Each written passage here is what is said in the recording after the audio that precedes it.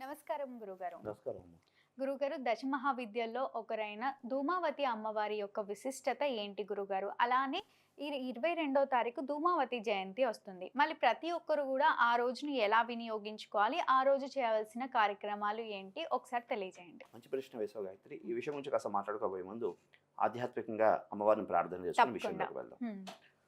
అత్యుత్యామలినాంబరగిరజనోద్వేగ మహాదుర్మణ వృక్షాక్షీ త్రితయా విశాలవదన సూర్యోదరీ చంచల ప్రస్వేదాంబుజితాక్షుదాకులతను కృష్ణాతిరుక్షప్రభ ధ్యేయ ముక్తగజ సదా ప్రియ కలిధూమావతి మంత్రిణ.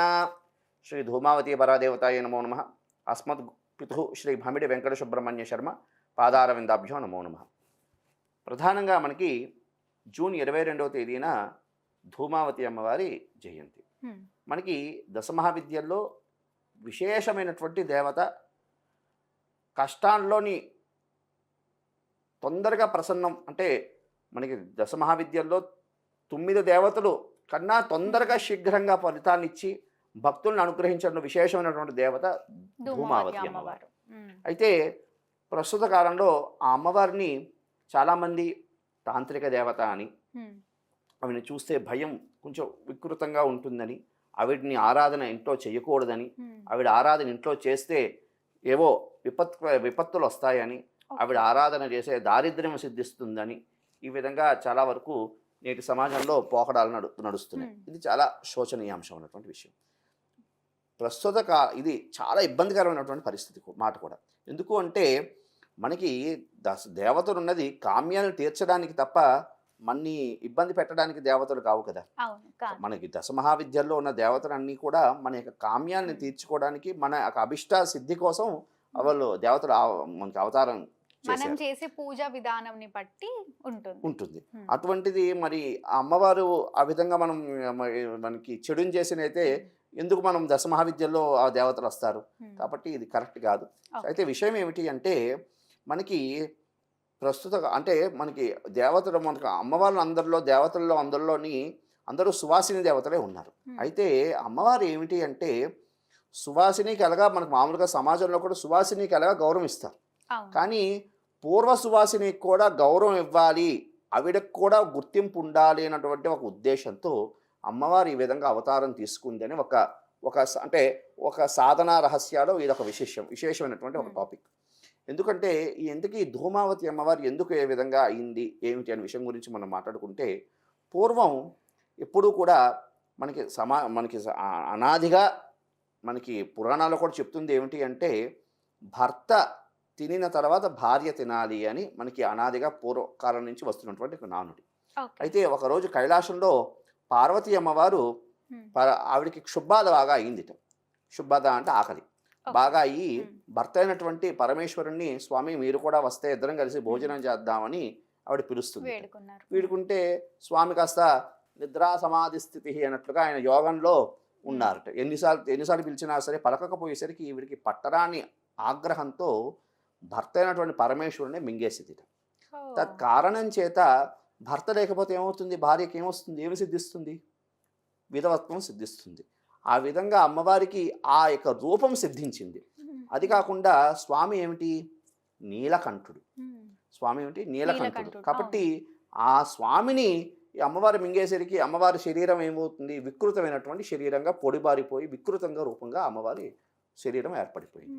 ఆవిడ చూడడానికి ఎట్లా ఉంటుంది ధూమావతి అమ్మవారు అంటే విలంబ కేశాలు, అంటే చాలా పొడుగాటి జుట్టు, అదేవిధంగా క్రూరమైనటువంటి నేత్ర దృష్టి, అమ్మవారు చాలా క్రూరంగా చూసినట్లు, పొడుగాటి ముక్కు, అదేవిధంగా చర్మం జారిపోయినటువంటి చర్మము, అదేవిధంగా మాసిన బట్టలు ధరించి అమ్మవారు చాలా కొంచెం చూడడానికి వికృతంగా ఉంటుంది. అయితే ఆవిడ అట్లా ఉంటుంది అనే విషయం గురించి మాట్లాడుకుంటే ఆవిడ ధరించినటువంటి వస్తువులు ఏమిటంటే చీపురు చాటాకటు ఉంటుంది. ఆవిడ వాహనం మీద కాకధ్వజం ఉంటుంది. కాకధ్వజం అంటే కాకి ఉంటుంది. ఆవిడ వాహనం కూడా కాకి. అటువంటి స్వరూపంతో అమ్మవారు ఉంటుంది. కాబట్టి ఈ అమ్మవారిని చూస్తే ఎవరికైనా అలాగనిస్తుంది, భయం వేస్తుంది. అమ్మో అన్నటువంటి భయం అనేది వేస్తుంది. కానీ ఇవిన్ని జ్యేష్ఠాదేవి అని కూడా పిలుస్తారు. ఎందుకు జ్యేష్ఠాదేవి అని పిలుస్తారు అంటే ఈవిడ సృష్టికి ముందు నుంచి కూడా ఉన్నది. సృష్టికి ముందు నుంచి ఉంది కాబట్టి అందరికన్నా పెద్దది కాబట్టి జ్యేష్ఠ అని, అందుకే వీడిని ఇంకొక పేరుతో కూడా పిలుస్తారు. ఇంకోటి ఈవిడ జ్యేష్ఠ మాసంలో పుట్టింది కాబట్టి జ్యేష్ఠాదేవి అని కూడా పిలుస్తారని కొంతమంది చెప్తూ ఉంటారు. కానీ సృష్టికి ముందు నుంచి ఉంది కాబట్టి ఈవిని జ్యేష్ఠాదేవత అని కూడా పిలుస్తూ ఉంటారు. ఓకే. ఇంకోటి మనకి మంత్రశాస్త్రాల్లో ఈవిని ఏమని అంటారంటే వృద్ధకాళి అని కూడా పిలుస్తారు. వృద్ధకాళి అని కూడా పిలుస్తూ ఉంటారు. అటువంటి విశేషమైనటువంటి తత్వం కలిగినటువంటి ఆ ధూమావతి అమ్మవారు. అయితే ఈవిడి యొక్క సాధన వల్ల ఏమిటి సిద్ధిస్తుంది అంటే మనిషికి దారిద్ర్యం పోతుంది. ఓకే. మనిషికి దారిద్ర్యం అనేది పోతుంది. అంటే ఇంకొకటి ఏమిటంటారంటే ఈవిడ సాధనలో ఉన్నటువంటి విశేషం ఏమిటంటే మనం ప్రతి దేవతని ఎవరిని దేవతను ఆవాహన పూజ చేస్తే మమ ఆరోగ్యత సిద్ధ్యర్థం, మమ ఐశ్వర్యత సిద్ధ్యర్థం, మమ మాకు గృహం కావాలి, మమ గృహ సిద్ధ్యర్థం, మమ కళ్యాణదా సిద్ధ్యర్థం అని మనం ఇలా వేడుకుంటూ ఉంటాం. కానీ ఇవిని కావాలని వేడుకోకూడదు, ఈవిడికి పోవాలి అని వేడుకోవాలి. ఈవిడ ప్రధానంగా మనకి దశమహావిద్యల్లో ఒక్కొక్క దేవతకి ఒక్కొక్క విద్యారాజం అంటుంది. బగలాముఖికి స్తంభన దేవత అంటారు. అదేవిధంగా దశమహావిద్యల్లో మాతంగికి వశ్య దేవత, అంటే వశ్యానికి సంబంధించినటువంటి దేవత అని అంటూ ఉంటారు. అదేవిధంగా ధూమావతిని ఉచ్చాటనా దేవత అని పిలుస్తారు. ఉచ్చాటనా విద్యకి ఈవిడ చాలా ప్రాశస్త్యం కలిగినటువంటి. ఉచ్చాటనం అంటే తీసేసేది. ఏవిడి తీస్తుంది? దారిద్ర్యాన్ని తీసేస్తుంది. మనిషి తాలూకా దారిద్ర్యాన్ని తీసేస్తుంది. దారిద్ర్యం పోతే ఏమొస్తుంది? దరిద్రం పోతే ఏమొస్తుంది? లక్ష్మి వస్తుంది. కాబట్టి ఈవిని ఇప్పుడు ఏమని వేడుకోవాలి అంటే మమ దారిద్ర్యానాం ఉచ్చాటనార్థం, మమ సర్వశత్రుబాధానాం శత్రువులు ఎవరు ఉండకూడదు, ఉచ్చాటనార్థం, మమ ప్రారబ్ధ కర్మ చేసుకున్నటువంటి పూర్వజన్మ తాలూకా మమ ప్రారబ్ధ కర్మానాం ఉచ్చాటనార్థం మమ.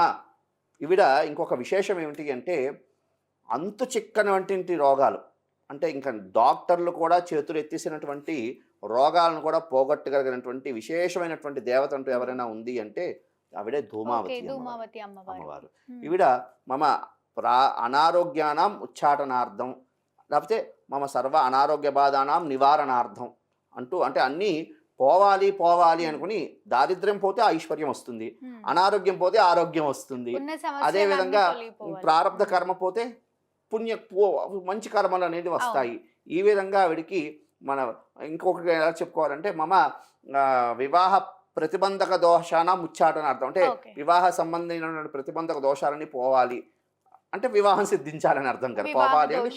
ఈ విధంగా అమ్మవారిని పోవాలి ఉచ్చాటన దేవతగా మనం చేస్తూ ఉంటారు. అయితే ఈవిడ చక్కగా ఈవిడ అనుష్ఠానం చక్కగా ఇంట్లో చేసుకోవచ్చు, చేసుకోకూడదన్నటువంటి భయాలు ఏమీ లేవు. చక్కగా ఇంట్లో అమ్మవారి అనుష్ఠానం చేసుకోవచ్చు. ఒక అమ్మవారి పటాలు మాత్రం ఇంట్లో పెట్టుకోకూడదు. పటాలు ఇంట్లో పెట్టుకోవాల్సిన అవసరం అయితే లేదు. ఎందుకంటే ఆవిడ ప్రత్యక్ష ఆవిడ స్వరూపం ఏంటి? ధూమావతి. ఆవిడ పేరులోనే ఉంది ధూమం అంటే పొగ స్వరూపం. చక్కగా ఒక దీపం పెట్టుకుని అగరబత్తి వెలిగించుకుని ఆ అగరబత్తిలో వచ్చినటువంటి ధూపాన్ని అమ్మవారి స్వరూపంగా భావన చేస్తూ ఆరాధన చేసే విధానం కూడా ఉంది మంత్రశాస్త్రంలో. అయితే ఈవిడికి సంబంధించినటువంటి చక్కగా ఉపాసన చక్కగా చేసుకుంటూ గురువు దగ్గర చక్కగా మంత్రోపదేశాన్ని తీసుకుని చక్కగా ఒక మంచి గురువుగారిని ఆశ్రయించి ఉపదేశం తీసుకుని ఆ మంత్రాన్ని చక్కగా సాధన చేయడం ద్వారా ప్రారబ్ధ కర్మలు కూడా క్షయం చేసుకున్నటువంటి విశేషమైనటువంటి దేవత. ఇంకొకటి ఏమిటంటారంటే ప్రస్తుత కాలంలో ఈ కలియుగంలో దేవతలు వచ్చి మనుషుని అనుగ్రహిస్తారా అంటే కొంచెం కష్టం అయినటువంటి విషయం. కొంచెం సాధన గట్టిగా చేస్తే, ఎంతో యోగం చేస్తే దేవతలు సాక్షాత్తు వచ్చి దర్శనవాడు. కానీ ధూమావతి అమ్మవారు ఉన్నటువంటి విశేషం ఏమిటయ్యా అంటే ఆవిడ అనుగ్రహం కానీ సాధకుడిపై సిద్ధించిందా, ఆవిడ ప్రత్యక్షంగా వచ్చి దర్శనమిచ్చి భక్తుల తాలూకు అభిష్టాన్ని నెరవేరుస్తుంది. ఎంతోమంది సాధకులు అమ్మవారి అనుభవం కూడా పొందినటువంటి వాళ్ళే. కాబట్టి అంత విశేషమైనటువంటి దేవత ధూమావతి అమ్మవారు.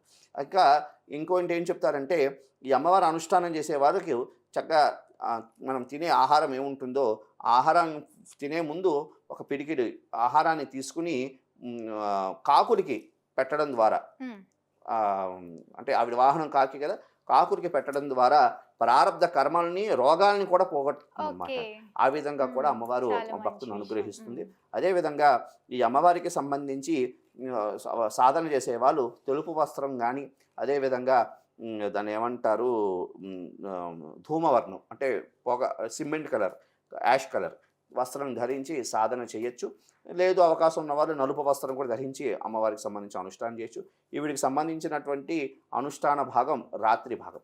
ప్రధానంగా ఈవిడికి ఉన్నటువంటి విశేషం ఏమిటంటే శరణాగతి అవ్వాలి. ఈవిడికి సరౌండర్ అయితే ఖచ్చితంగా ఆవిడ కష్టాల్ని, కొండలాంటి కష్టాలను కూడా ఆవిడ తీసేస్తుంది.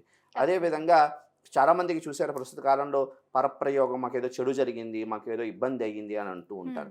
అలాంటివన్నీ కూడా పోగొట్టేదే ఈ ధూమావతి అమ్మవారు. కాబట్టి ఈ 22వ తేదీన అద్భుతమైనటువంటి విశేషమైనటువంటి అమ్మవారి త్వరగా ఆవిర్భవించినటువంటి రోజు, ఆవిడ జయంతి. కాబట్టి అవకాశం ఉన్నవాళ్ళు ఈ అమ్మవారిని ఆ రోజు ఆరాధన చేయడం, చక్కగా అమ్మవారిని చక్కగా మనసులో జపం చేసుకోవడం, అమ్మవారికి సంబంధించినటువంటి హృదయం, ధూమావతి హృదయం అని ఒకటి ఉంటుంది, అదేవిధంగా ధూమావతి స్తోత్రం అంటూ ఒకటి ఉంటుంది, ధూమావతి కవచం అంటూ ఒకటి ఉంటుంది. ఇవి పారాయణ చేసుకుంటం ద్వారా విశేషమైనటువంటి ఫలితాలు, అంటే ఉపదేశం లేని వాళ్ళు ఈ విధంగా పారాయణ చేసుకుని అమ్మవారికి మాష చక్రాలు అంటారు, అంటే గారెలు నైవేద్యం పెట్టడం ద్వారా విశేషమైనటువంటి ఫలితాలు కలుగుతాయన్నమాట.